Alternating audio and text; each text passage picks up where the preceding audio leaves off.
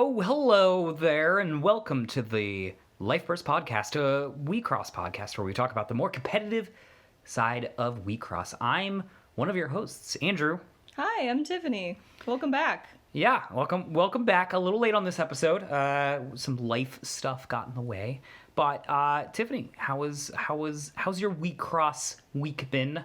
How have you been outside of the Wixoss week? Wixoss week has been good. We actually just did one of the Wixoss parties today, and I did fairly well in it, as did you.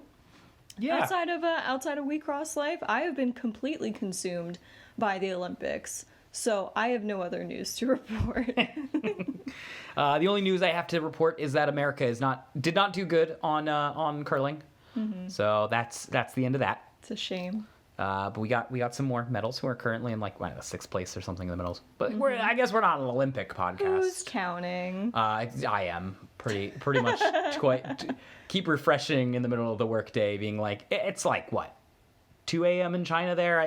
They could be doing something right sure. now. But enough about the Olympics. Let's talk about the other sport, Wixoss. Yes. Soon to be recognized as an Olympic sport, I'm sure. I'm an e-athlete. How dare you? Yes, I'm fine with that too. We did just come back from a tournament. We did pretty well. Technical scores, I placed first, and Tiffany placed somewhere around fourth, I think. Something like that. Although realistically, it's arguably, I think I probably should have lost that game, which would have put Tiffany at 2-1 and me at 2-1. Mm-hmm. And by the way, again, we got compared with each other at the very end to play it out. So I think realistically, we're somewhere around, we should have gotten top 3, both of us, somewhere in that edge of things. Yeah, actually, everyone in that played today did fairly well. I think there were 6 people playing today. Yeah, there was a cool brew as well there today. It was a mono red brew, like as in it had the team. It was a broken team. It was Harana in the center. Yes, and followed by Tall Will and DJ Lovett. Yeah, and so basically every single one of the assists was a lane opener, which was cool. I think, based on the games that I was watching from the side, I didn't actually get the chance to play him myself. Mm-hmm. I think he ran out of gas in certain scenarios, and I also think if you want to be mono-colored, you can be mono-colored with colored team pieces right now, and still do fine. I mean, it's hard to justify breaking teams right now because the pieces are so strong and are such a good draw right now to being in the team. But it was cool. It was cool to see a brew. I was excited about that part. Yeah, that's actually one of the first decks. I unfortunately didn't get to play against this person either. I would have liked to see how they had played that deck. But it is cool to see people kind of like breaking teams early. That's one of the first team breaks I've seen. I think people kind of tend to skew more towards, like you said, having a complete team. And that makes a lot of sense because there's a lot of really great team abilities as well as the pieces, like you had mentioned. Yeah. But I like it when people think outside of the box for TCGs, because I think that in general, it just makes the game more interesting when you come up against something that you've never seen before. Yeah, I'm looking here at the Elrig deck alone, right? And I'm seeing that if I was to go no limit, not only would that give me rose quartz, which is phenomenal, but I'd also get access to Glory Grow, which is just a finisher, on its own. Yeah. And so I don't see any super draw right now to go outside of that. But not to say that won't be our future. Definitely looking at the Japanese meta, these dream teams, as they're called, are the future. Yeah, maybe we should call them dream teams instead of like team breaks, whatever. Yeah. Maybe. Whatever. Let us know what you guys think in the comments below. Dream team or team breaks. Yeah. Also just to talk about a little finish up of our Wixoss week. I swapped some things out on my end of the world over here on Uchuno. What'd you change? I changed out he. He was the only one that I changed out. Helium, you mean? No, the only he. I love calling it he. He. realistically, the meta that I'm playing against now has much less no limit, and he is good in no limit. call it its proper name. Helium is That's good like in calling no projection limit. map Purge-mpa. Yeah, that is its proper name though. It's projection map, and you know it. He, just so you guys know, is the level 2 blue Signy that when it's vanished outside of battle, you down an Elrig. The issue is that is pretty okay in specifically against Diagram and also against No Limit. It's not good against Card Jockey because they'll up themselves immediately on turn 4, or they won't care that they're downed and just use their endless punchline and still kick your butt. Yeah. So it's not so great there. And also against Uchu, which is just like, okay, I'll take the turn off, that's fine. Or actually, they don't have any real good ways to vanish outside of battle, so they just leave it there and make you wish that you played something more aggressive. Is it outside of battle? I thought it was just if it got banished at all. Outside of battle. Oh, you can attack I could into have it. taken care of that a couple games ago. Yeah. Oops. Read your card, people. So I swapped them out with the normal, just 10,000 multicolor. How's that been feeling? It's been fine. It's like a hair better, just because it's like, all right, well, this dies to a couple less effects against Diagram. But other than that, it's been fine. Yeah, it's just like playing Uchu right now. It's like, okay, I'm up against the aggro deck. Did I draw my freeze pieces? Okay, I'm up against the alternate slow decks like Diagram or Uchu. Okay, did I draw my pieces that lane open? Like, it's just like, it's very like 50-50 hit or miss. I hit well this time, I guess, around. Yeah. But that's the only big update other than I'll let you talk about this one. Apparently Go to the Top is amazing. Oh my goodness. That is one of the best switches I have made for my Larig deck in both No Limit and Card Jockey. That, after you play your team piece, is phenomenal, especially against decks like Uchuno Hajimari, where you just are like, yeah, see all that late game enter? That's gone. You don't get to assist Grow. Also, I'm just going to pick out whatever card I think would help me best in the late game. So I'm just going to go ahead and do that. So it's such a good follow-up. It can feel a little bit expensive, especially for Card Jockey when you have finished with your endless punchline. Card Jockey kind of tends to waffle a bit around the 4th turn. But it does kind of give you that extra like boost to maybe get through turn 4 and turn 5. Yeah. It really messes up the other player, which is also fun. Yeah. I audibly heard one of the players next to us who is one of the better players that I can think of in the Georgia area, which you finally took down as your Titan rival. I did. I was very excited. And I heard him go, God damn it, I was hoping you weren't playing that one. And so if he doesn't like that she was playing it, it must be a good card. It's a good choice. Yeah. I really respect that particular player, so I felt very good about not to rub it in. Vindicated. What does that mean exactly? It means that you were justified in doing your thing. Yeah, I suppose so. It felt victory. Good because every time I had played this person in the past, it just got like closer and closer, and they really are like a fantastic player, so it felt very nice to finally get my win. So yeah, I think the only thing that I maybe need to do from what I've learned from this tournament experience, so I guess everyone knows I'm playing Uchu now, and they willingly discard their hand against me, like they're like playing cards and they're like, well, I'm not gonna have a hand anymore, so they just play out everything. I don't think that's necessarily wrong, but then I'm just looking at my turn 3 and going, well, I guess I'm not gonna use my piece. Because they have no hand for me to get rid of with it, so it would be a waste. Just doing it like at will. You know, I'm making a mistake though. I should be using my piece and drawing cards. Like, I really should just be like, all right, I'll use my piece, draw 3 cards. I get 3 cards in my hand or something like that. Yeah. You know, I really should just be doing that more. I mean, what do you do when your opponent just like willingly discards? I guess I use the other mode that lets me draw cards. Like, I mean, do you like correct them, or do you just like sit there and you're like? No. You just sit there and go like, all right, well, I this piece is still available to me. I didn't use it correctly this time around though. That's what I'm kind of not patting myself on the back. I'm slapping myself on the back for. I'm like, I should have just drawn some extra cards that might have helped me later in the game. Maybe against your Endless Punchline when I took 3 damage. I mean, you should have been hoarding guards, Yeah, realistically. well, yes. For a deck like Uchu, that's a little harder to do, but... Not when I'm Nova in the future. Ooh. Guard every turn. So, actually, that's actually what we're going to talk about a little bit. I know we didn't really get to the subject here. I thought it was good to dive into some details, though. But we're actually just going to be talking about the 0-1 meta. Yeah. We have 1 month left of this meta, and then we're going to get the 0-2 meta, and we can talk a little bit about that as well. Or at least That's make Glowing Diva, for those of you that remember the names of the sets. Yes, We're yes. specifically talking about the Glowing Diva meta. Yeah, and Interlude Diva.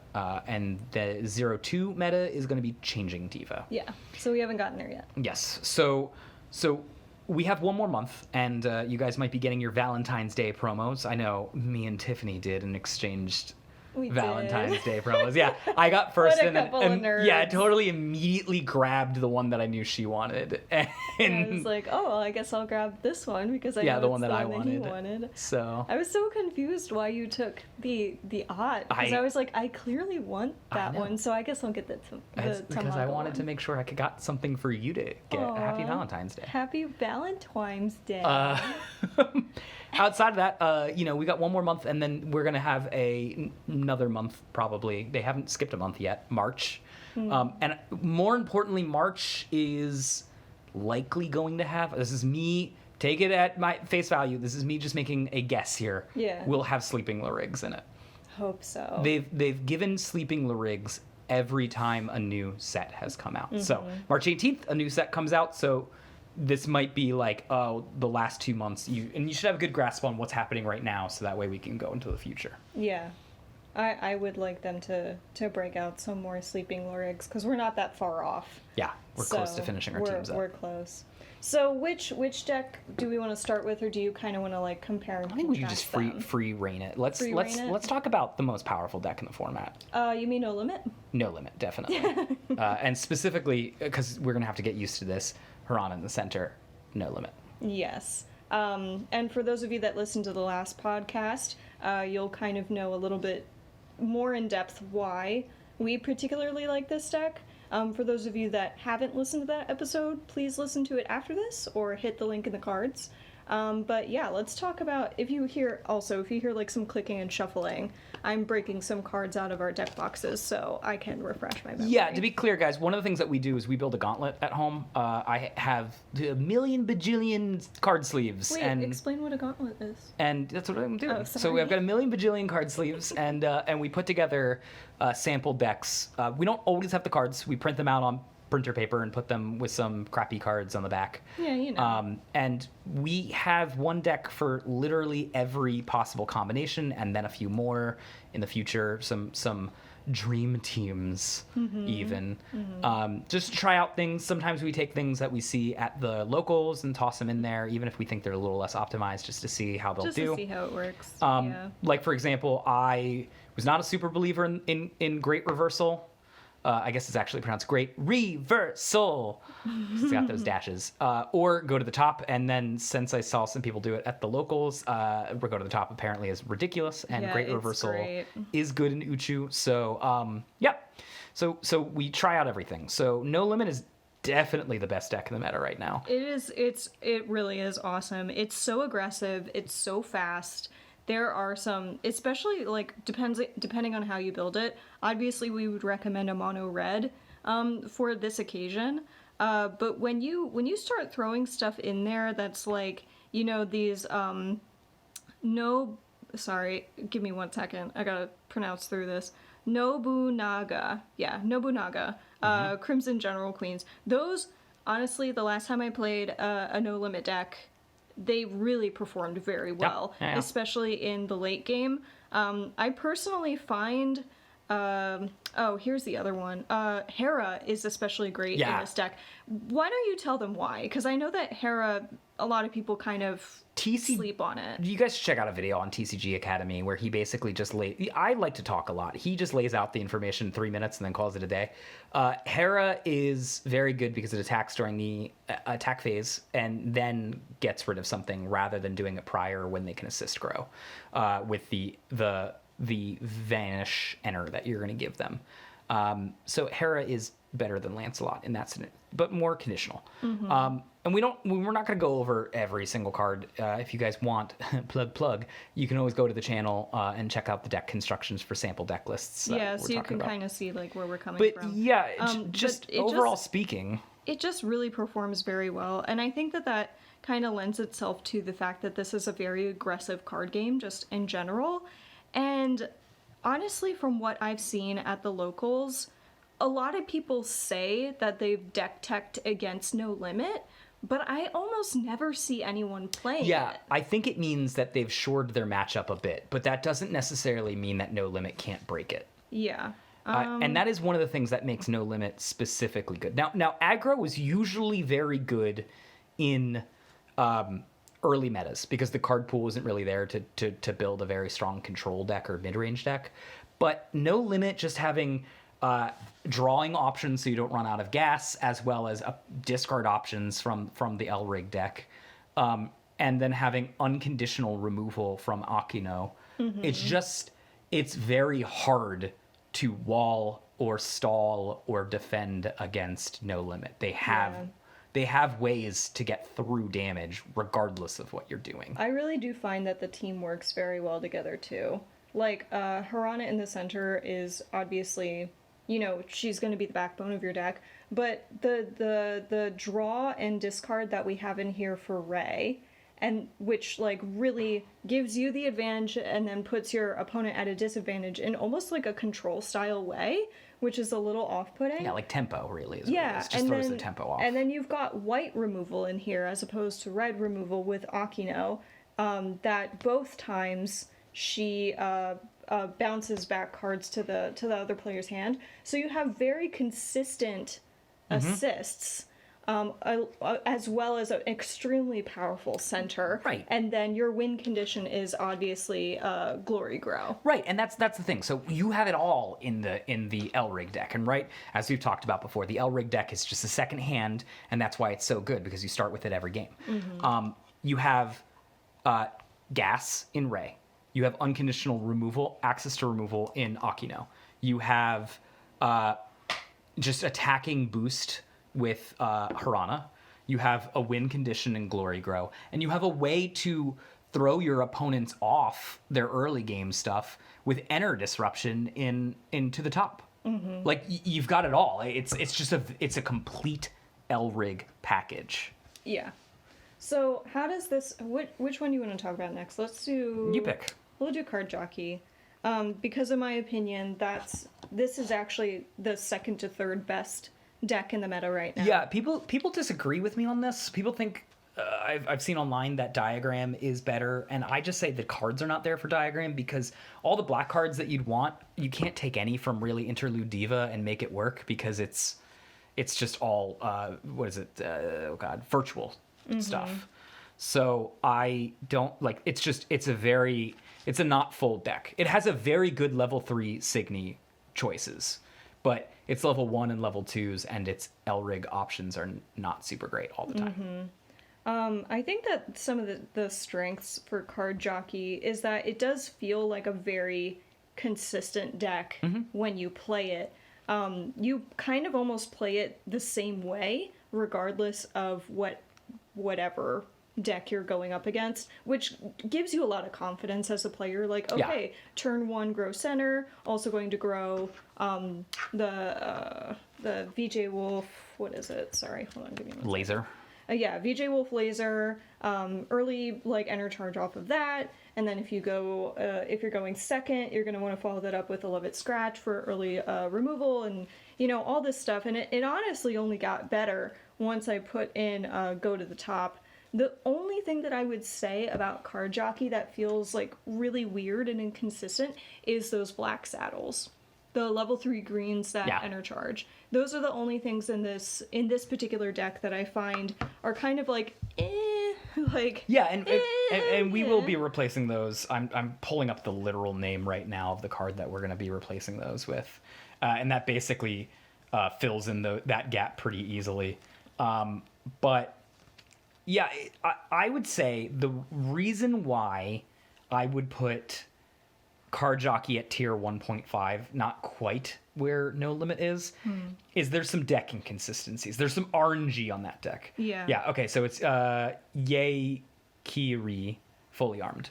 It's a level 3 Elrig that gets guards back to your hand. Right. So the reason why I think it's not a full package, right, is it's actually got a pretty okay, if weak, Elrig selection. Its assist Elrigs at the very end of the game are a little clunky. The very beginning of the game, they're great. Yeah, and I think I said that earlier, that when you play Card Jockey, you have a hard turn limit of 4. And then after that, you better start drawing signies, like... Right, and then... you're gonna flounder a little bit, but... And then the deck composition, because you're warping your deck composition around your piece, Endless Punchline, is strange, right? You're gonna mulligan more because you have less consistencies, because you have less level 1s. And you are going to inevitably run into pockets of air, right? That you've got good dig to get you out of. Yeah. But it's still pockets of air. So Yeah. you're gonna have some enter issues. Yeah. That said, it is, like I said, it feels very consistent when you play it, especially if you are deck thinning properly, the way Correct. that it's meant to be played. And it feels like a very clever deck in a way, because you do have one singular goal, which is to get your win condition of Endless Punchline to go off, regardless of how many guards your opponent may be hoarding in their hand. I don't care. And then I forget the next thing I was going to say. Oh, it's very flexible in its like timing as well, because I've depending on which deck you go up against, you might decide to play this a little bit more aggro or a little bit more defensive, and it can do both. Yeah. It's a little more versatile in that fact, and that's kind of one of the things that makes Card Jockey good. Is realistically, okay, it has more RNG. Why would I play this over No Limit? And the answer is, there are certain situations, like I, as a Uchu player, will see No Limit in front of me and I'll go, okay, I have to make it to turn 3, but once I do, I've got this game. I basically say that in my head every time, right? Mm-hmm. When I see Card Jockey in front of me, I go, oh shit, Endless Punchline's gonna destroy me. Mm-hmm. And if I get lucky and I don't get Endless Punchline, I have a shot. Right. Like, it's one of those things where it's just that piece is so ridiculously strong. And to follow that up with, on the next turn, to follow it up with the once a game ability, when the person's probably already drained their hand of guards, if they kept on them that long, that's a hard act to follow. Yeah, I mean, literally, you get in this scenario where they go, Endless Punchline, you're like, all right, well, I've got a guard, so I'm fine. I can minimize some of the damage. And then they go, projection map, and you go, well, I have some enter, and then they go, use 3 enter and go to the top and remove your enter, and you go, oh, no. When am I supposed to guard now? Never. Like, exactly. Never. Like, this Monopoly now, I'm gonna tax you. If you think Glory Grow is bad, getting taxed and then just not being able to guard on the follow-up turn sucks. Yeah, that hurts real bad. Now, I will say that I'm obviously a really big fan of Card Jockey and No Limit. Card Jockey, in my opinion, every time I've played it, has had a really difficult matchup with Uchu. So let's talk about Uchuno Hajimari in the meta now. What have you experienced? You've played that deck more than I have. I am very confident in saying I love Uchuno Hajimari. Is it because of Dr. Tamago? It's because of the whole team. I think I have a soft spot in my heart for creepy cute, and they fit the bill. And I will wholeheartedly tell you it's the worst deck. No, I'm going to take it back. It's not the worst deck in the format. Sandpaka and Ott is the worst deck in the format. How dare you? That's my wife. And then there's also Towel and all the other variations of those teams, and they're worse. We don't have to go into that So today. it's not the worst, okay? But I will say it is tier 2. Strongly tier 2. Now, why is that? Because, like I said, I really struggle with Card Jockey. I just don't have the good. I don't have the stuff to really make the deck tick. Right? Mm-hmm. It's just not. This deck is not going to start ticking until set 2, and then it's really going to start ticking in set 3. But I can't metagame against everything. If I'm going to see that I have Uchus and Diagrams slower decks in my format, I can add more troubles in there. I can add more things that lane open late game. I can add more walls that are like Chandelier would be a great wall in a late game. It really does the job well there. However, then I'm going to get blown out by Card Jockey and No Limit. And if I metagame to be that, and I'm like, all right, I'm playing bigger walls that are smaller and do less, aka the multicolor walls, I'm going to get blown out by a fellow Uchu later down the line that has more draw than me. So in your opinion, what you're saying is that... Spread too thin. I see. So you can't, you don't feel like this deck does well consistently against other decks, including a mirror. No, and our meta is well versed. Like there's it's just spread out. People are not choosing what the best deck is. They're choosing what their favorite team is and are playing that. And so because of that, it's just you can't really consistently be like, all right, well, I'm going to meta game against this. Yeah. I've seen a fair amount of Uchu decks out there as we've played.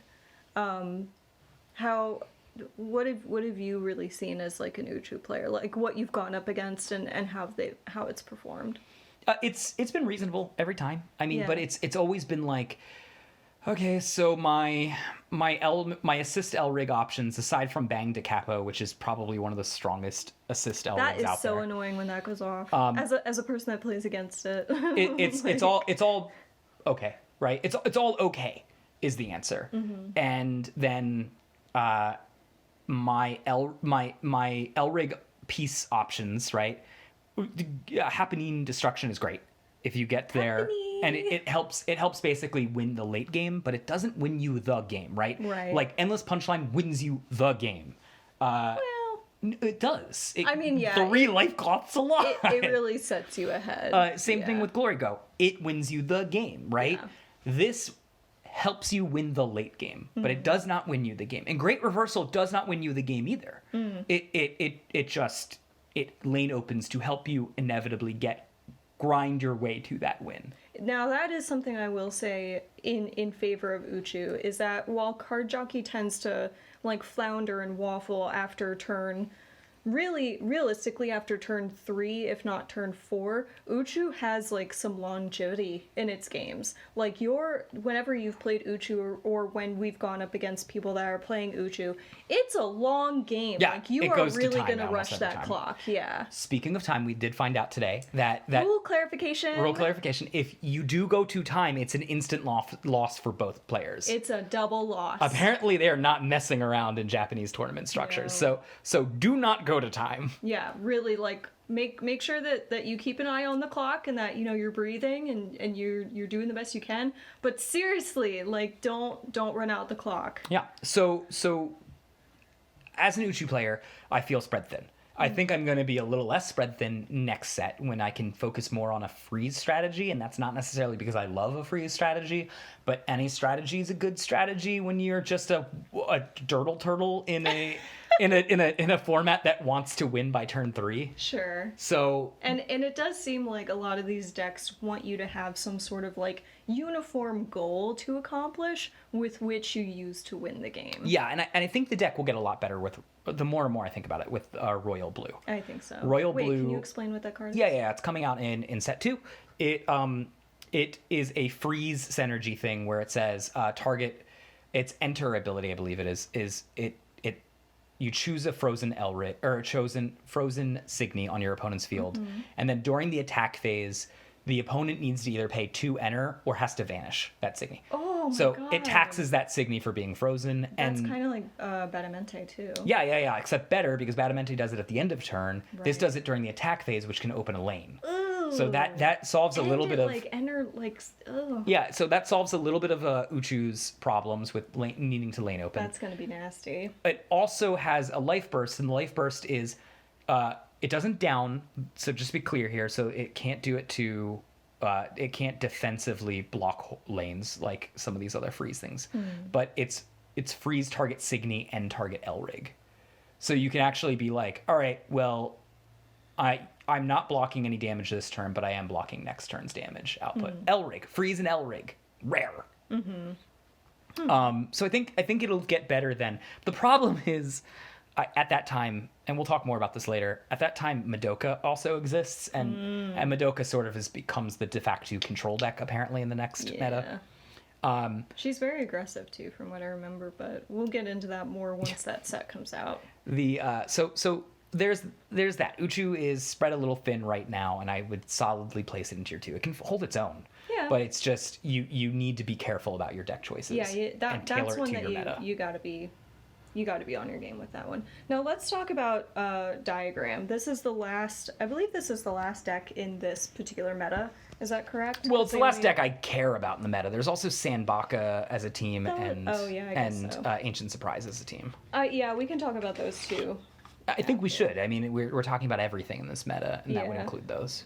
I gotta refresh my memory on this one because Sure, I'll take the lead on it. I'll be completely honest when it comes to Diagram. I haven't played it very much. So And I'm not completely clear yeah. on exactly how this deck wins. Well, you could watch a Life Burst deck construction video, and it explains all about the God, you're diagram thing. right. It also talks about different ways that you can build diagram. I'll check that out in the description down below or in the cards up above. There's a couple different ways to make diagram, and they all basically say, hey, I'm a mid-range deck. I wanna attrition you out a bit, and then I want to win with flexible options, whether that be through bigger Signy or removal spells and board control, maybe discard a little later down the line.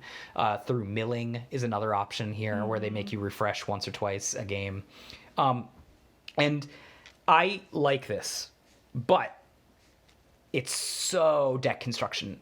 There's no set direction in the deck, so you need to create it yourself. It's pretty flexible. And which is good that you can flex it towards your meta, but there's certain issues, and they basically follow this issue. Black is an incomplete color because all the black that was the virtual black in what do you call it? What's the name? Ninji Sanchi versus Sandbaka. Yeah, well, Interlude Diva. There we go. Yeah. Sucks. It's all bad. It's all for the Sandbaka deck. And then blue is okay, but blue has the same problems that I was telling you about in Uchu. And then green has an issue where green is actually probably the weakest color in this game right now. From my understanding, green was probably the strongest color in formats prior, so they've just purposefully kept it toned down for this one. And so you end up with this thing where it's just like it lacks a certain amount of punch to it. But it still can get your wins, right? Like giving things Lancer twice is pretty cool. Your center has some cool options that if you use green's shuffling cards around, you can basically make it into just constant removal. It also nerfs your center Signy, no matter what they are during their turn. You get a fair amount of card draw options, being that you're recurring from your graveyard. You get a lot of good, if slow, removal. And you also get the ability to, probably the most powerful version of Life Crush, refresh. Yes. Yeah. And you Let me tell you something. As a card jockey player, as somebody that is going through their deck a lot, and by the time it's turn 3, I've got, maybe 15 cards left in my deck because I've tried so hard to, get it down to the point where Endless Punchline is almost a guarantee. That hurts real bad, especially when you get milled a Life Cloth. Yeah. It hurts. And I will say you probably have one of the best assist lines in the entire game. You would say so? Madoka? Hell yeah. She is very strong. Every version of Madoka is amazing.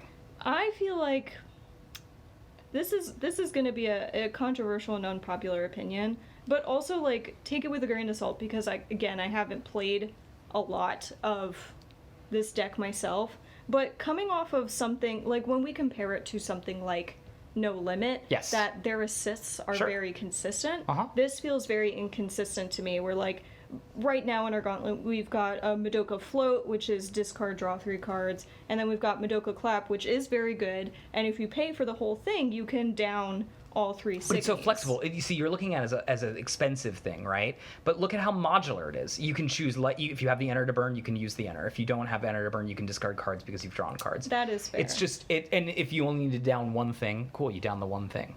I suppose so. Like, it's Madoka, the Madoka line can make your opponent's discard. It can vanish. It can put things on the bottom.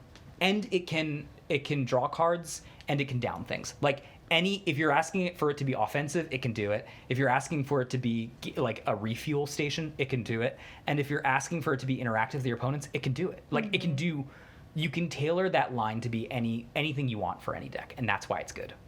So, coming off of the Lureg lineup for that, for the two pieces, obviously, we've seen everybody use Salvage the Future. I mean, that's the team piece. Why would basically, you use and it? Chime. We have seen people use Chime, but recently we've come across some players that like using Nightmare Step, which has been interesting in the late game. How do you feel about that one? I don't think Wixoss is a late game format, and it's fine if you're going up against the late game decks, but also the fact that it enter charges and its main phase timing means that you basically are setting your opponent up to interrupt you, which I don't think is great. That being said, it's an unconditional board wipe in the late game to win you the game, which is great. So I would say it's awesome there. I would rather do something a little sooner than a little later. That's what I would bank on, but it's an option. So, how many decks have we seen people run with Diagram in our local game stores? Probably 4 altogether when you do the math. Yeah, I would say that if we were gonna rank them in I guess I would be 5. I've run it before at tournaments. Yeah. So how would you rank them in terms of what are you likely to come across, at least in our local meta? I feel like I have seen most people run Uchu or Diagram, and then only followed maybe by Card Jockey, and then very few people are running No Limit. I think I've seen more No Limit than Card Jockey. Card Jockey is a weird one that not a lot of people are playing. Maybe they just don't get it. Well, I don't know. It's a weird deck, I'll admit. It's because I think that people will either skew more towards complete aggro with no limit control. Or complete control with something like Uchu / Diagram. Yeah. And then, Card Jockey is this weird mid-range deck that's why am I going through my deck over and over which is strange to me because I totally believe that white is the strongest color in Wixoss right now. It seems to have a lot of support. So much options. It's so diverse in what you can do. You can do it defensively, you can do it aggressively. It's an amazing support color. It's just very good. Yeah. If for example, if Uchu was green red, oh no, it would have been fine if it had red in it. It's just all right, anyway, I'm gonna skip this. Let me get out of it. Let me dig myself out of this hole. I think that Diagram is still good, still in the tier 2 thing. So if we're talking about right now, tier 1, No Limit, tier 1.5, Card Jockey, tier 2, Diagram, and Uchu. That's where I think they line up. Yeah. Now, I think it would be worth talking briefly, and I mean briefly because I don't think they're very good, about Sandbaka and Ancient Surprise. Ooh, drag them. I don't mean to drag them, but I will not mislead you, dear viewers. How many decks have we seen people run for Ninja Sanji versus Sandbaka? I have seen a few. How many? Because I have only seen 2. one. Two. You've seen 2? Okay. Yeah, and it's extremely rare. No, actually, I've seen 3. Okay. I've seen all of the centers. One with Liz, one with Ange, and one with Toko. Toko seems to be the pick. Toko's the correct one if you're going to make a choice. When people run it, yeah. Ange is also a fine choice, but not as good. And Liz is terrible.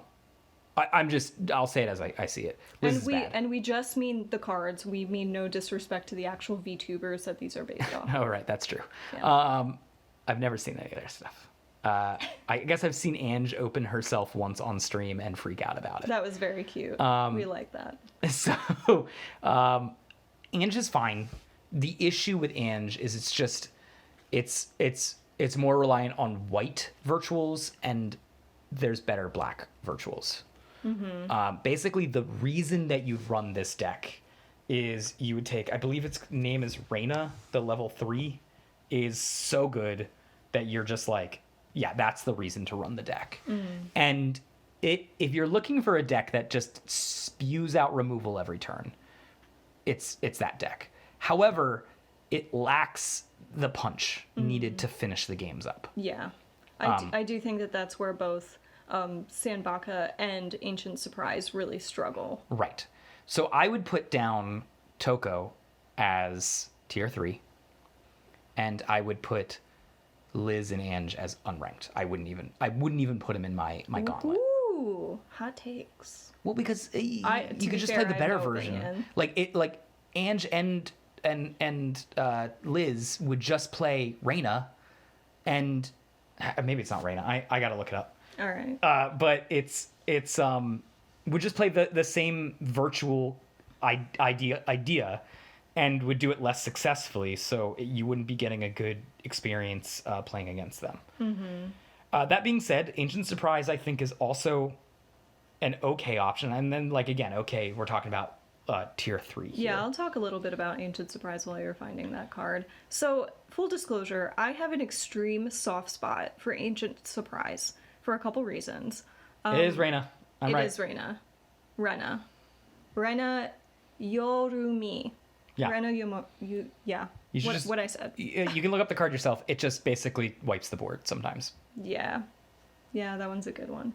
So, moving on to Ancient Surprise, this is the first deck that I played when I got into Wixoss. Obviously, it was one of the two starter decks, and I chose it because I really liked the art. Yeah, you're saying I'm not a stan of this at all. What? I definitely never said that. I said that I love art and that I have a gigantic soft spot for Ancient Surprise, and it pains me that they're not better, is what I was gonna say. Wait till set 5. Yeah, I have to wait a good long time before They become very viable again. I can bring my chosen team back into the spotlight.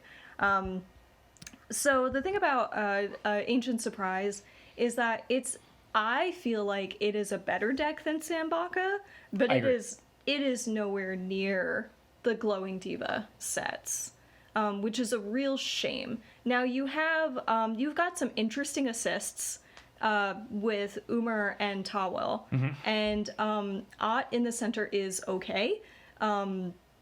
She could be a lot better. And then when you put Tawel in the center to give her that mono red aggro edge, that can be really interesting too. But when you compare Tawel and Hirana's abilities, it is night and day. You just get so much more bang for your buck with a center like Hirana. It's if you're gonna choose a mono red deck with either Hirana or Tawel in the center, you're gonna choose Hirana. Yeah, and let's be real. There's two reasons why you'd use At as your center. The first one is At is got something that is a niche in green that no other center is going to do for you, which is 1 being green because there's no other green center right now. Yes. And 2 being that it pumps your Signy, and there's a bunch of green that likes being pumped for a certain effect. Yeah. The second reason is because At is a terrible assist. Her assists are very bad. It's really terrible. And you know what's even worse is Umar's center. It's really not good. And trust me, if you've listened to our previous podcast, you'll know I really, really tried to get the Umar center to work, and it just doesn't. There just is not enough. There's not enough of a win condition support for either of those to work. Now, as far as the local meta goes, the only time that I've seen someone running the center deck is it was a little bit later on in the Interlude Diva. I think Glowing Diva had just come out. Yeah. And a person picked up one of the intro decks and was playing that, which against I think it was running a no limit deck at that time. It wasn't optimized. It didn't stand a chance, which was really sad for me because I love Ancient Surprise so much. Yeah. And then the only other deck that I've seen from Ancient Surprise was the Tawel variation of it. Yeah, early on in 0-0. Very early on, and somebody brought that to another tournament which was the only other one that I've seen. And again, it just doesn't seem to have that like final punch that helps you win the game, even though in my opinion, it's a much more, I guess you could call it like a stable deck compared to something like Sandbaka. But it just doesn't hold a candle to the sets from Glowing Diva. And it's just not, because there's you look at it and you look at, all right, why am I in this team? And you go, all right, well, the Living Outcast is a pretty good card. And then you look at the other options, well, Snubdagora? Shubs. You're talking about the red. Yeah. It's like, hello, I'm bad Rose Quartz. Oh my god. I'm calling it. I mean, and then when you do the quadrant theory on it, it becomes yeah. And then you've got what's his Nog. Yogg Sothoth. By the way, if you guys want to hear a deep dive into the lore of Ancient Surprise, please let me know, because I will make a podcast about it. Just in short, they're based off of Lovecraft stuff. Don't look into it. No spoilers. Tell me if you want to see it or not. This will be your mini. I'll break the news.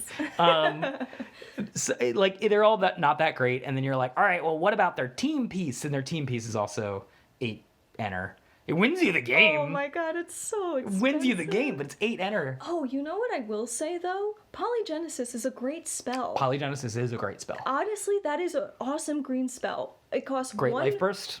Great Life Burst costs 1 green enter and potentially gets you a guard back out of your enter zone. It's a good one. It's you know what? I have no There's your reason to be in the one. team. You can get back a guard. It's not a team piece. It's a team spell. No, it's not. Yes, it is. Go ahead and pull it out. What? Hold on. Yeah, okay. It is. 100%. No, yeah. I'm gonna cry. Wait, is it before or after? Yeah, it's green. It's at the back. Okay. So while she's looking at that and realizing it now. All right, let me read this. Hold on, let me read this out loud, because I thought you meant like I couldn't use this. No, you can. It's just bad if you don't use it. So here, this is read from the card. Add target green Signy from your enter zone to your hand. If there are 3 Ancient Supplies Lyrigs on your field, instead... Oh, I see what you mean now. Instead, add target Signy from your ender zone to your hand. Okay.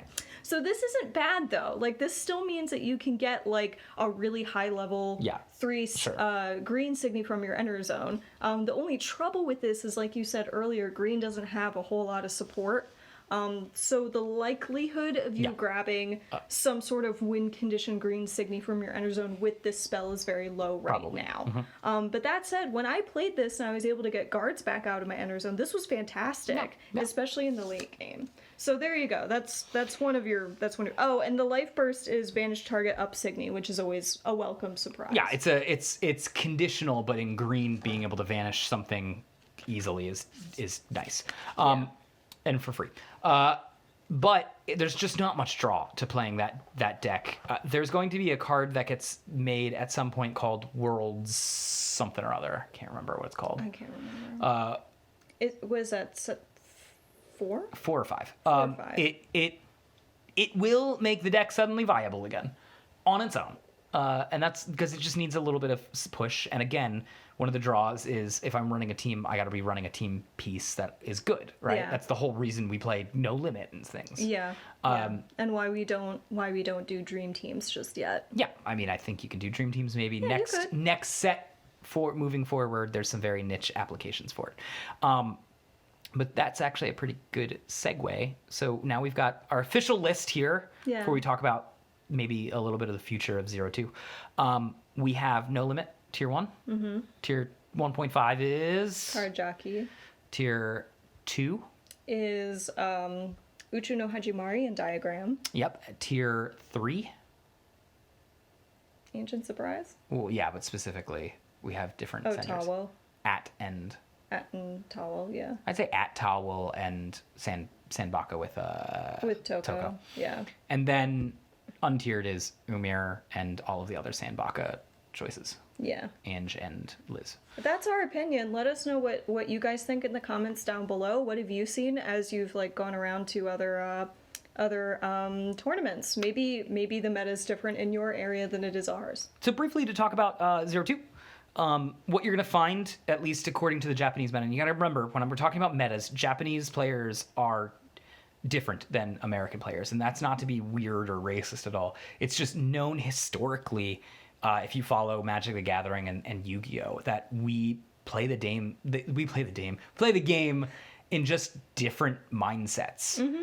Generally speaking, the Japanese meta usually trends towards more certain types of cool strategies or like combo-rific strategies or directional strategies. Whereas in America, we generally want to be like, well, this piece punches this real hard, and we like that. What is that accent? That's my That's my American making fun of American accent. Gotcha. Yeah, we tend to run a little bit more like good stuff decks, and you see that a lot in Magic the Gathering in particular.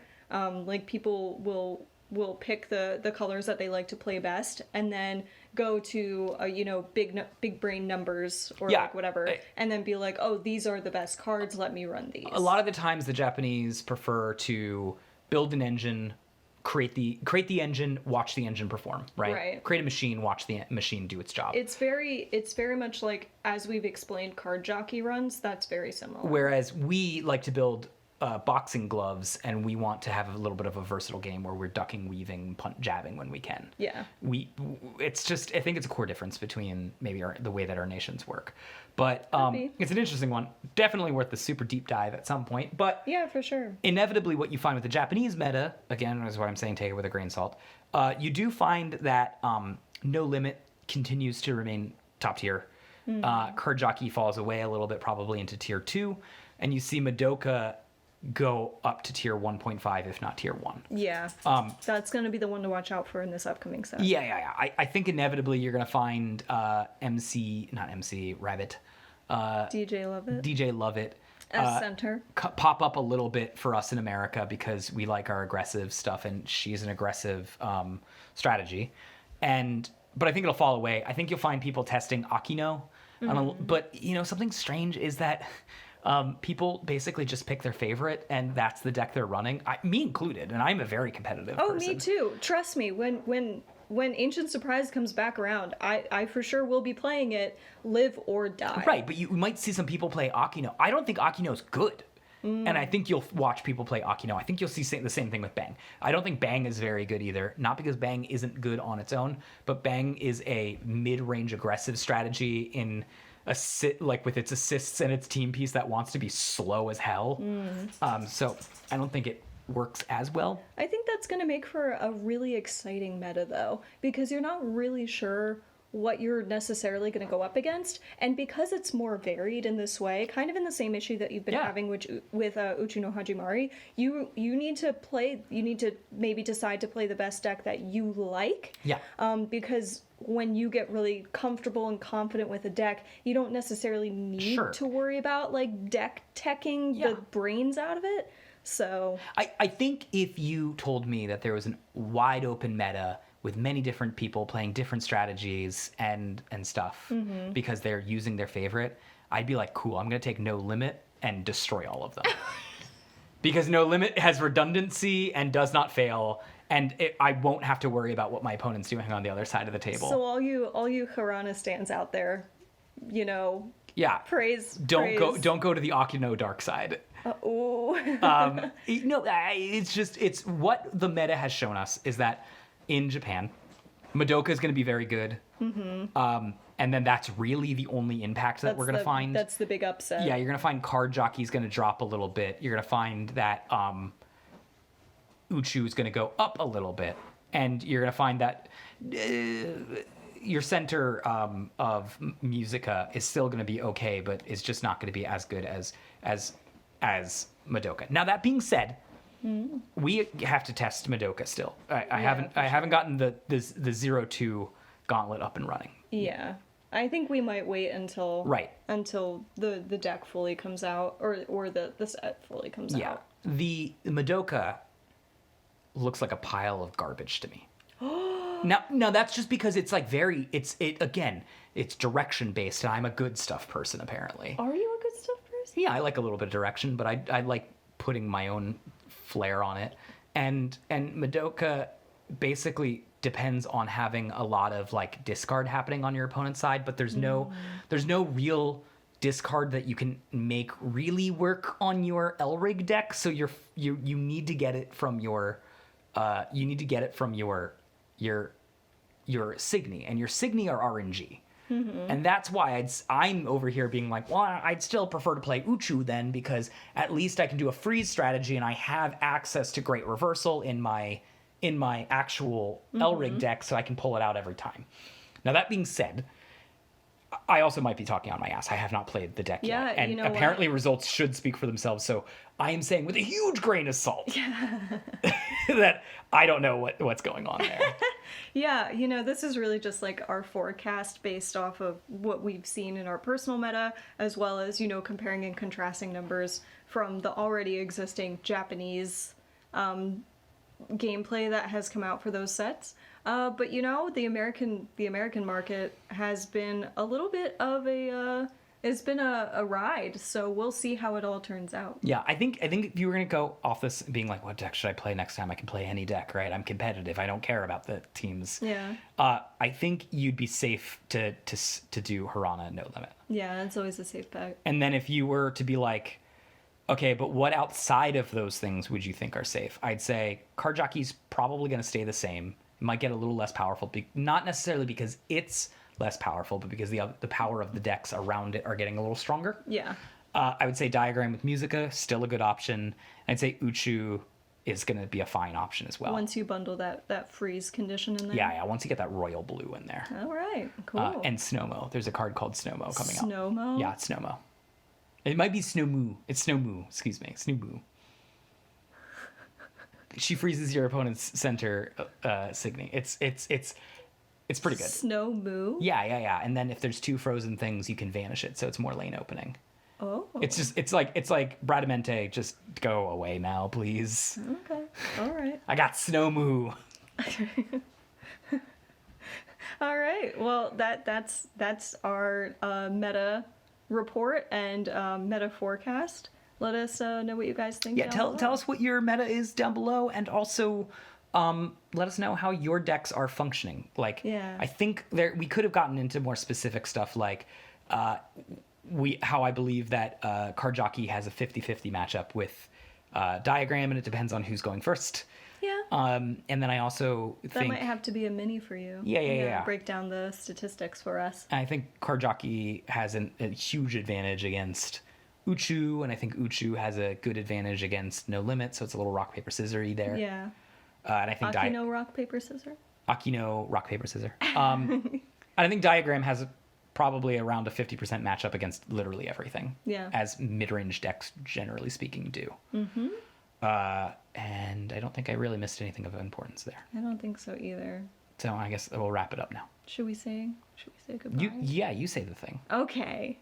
And remember, may you always flip a life burst. We'll see you guys next time.